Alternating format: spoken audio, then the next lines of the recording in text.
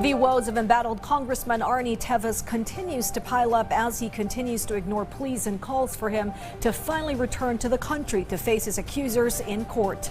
In fact, the suspended lawmaker remains adamant in his decision to remain in hiding and even belied rumors of his impending return. Menelas Moras tells us more. Suspended Congressman Teves firmly denied reports saying he's allegedly coming back to the country. In a text message to PTV News, and he said it's better if he was asked first before Justice Secretary Jesus Crispin Remulla announced it yesterday. In an interview over Radyo Pilipinas, the lawmaker reiterated this. Fake news. Dapat tinanong muna nila ako bago sila nagsalita sa mga desisyon ko, di ba? Meanwhile, when asked about his reported application for asylum in Timor-Leste, Teves said, Mas marami. Tanungin mo tanungin mo lang si Boying. Alam niya siguro yun. Mas marami siyang alam sa akin.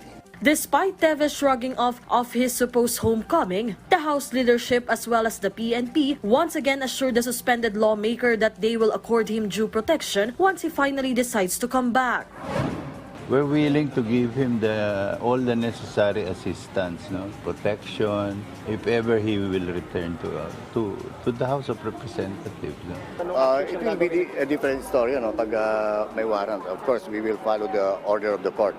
Wala na tayong magagawa po dyan. Next week, the 60-day suspension imposed by the lower house against Teves will end. House Ethics Committee Chairperson Filimon Espares said if Teves fails to show up in the coming days, the committee will meet on May 23 to discuss the embattled congressman's status. They may recommend another disciplinary action, but the final decision will be taken up in the plenary. Kaya naman yan gawin na before the break.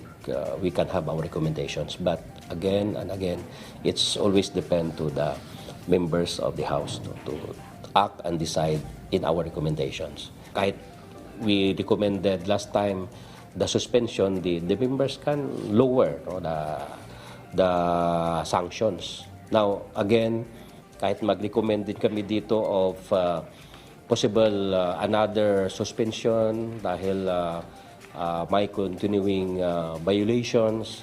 So still the members of the House can amend that at make that into an expulsion. Mas mabigat ito yung ginawa niyang pag-apply ng political asylum. Earlier, Pamplona Negros Oriental Mayor Janice Tegamo already requested to the House of Representatives to expel Teves, but Espares said, the complaint not able to qualify or pass on its requirement in form and content. Una-una, it is not a sworn complaints.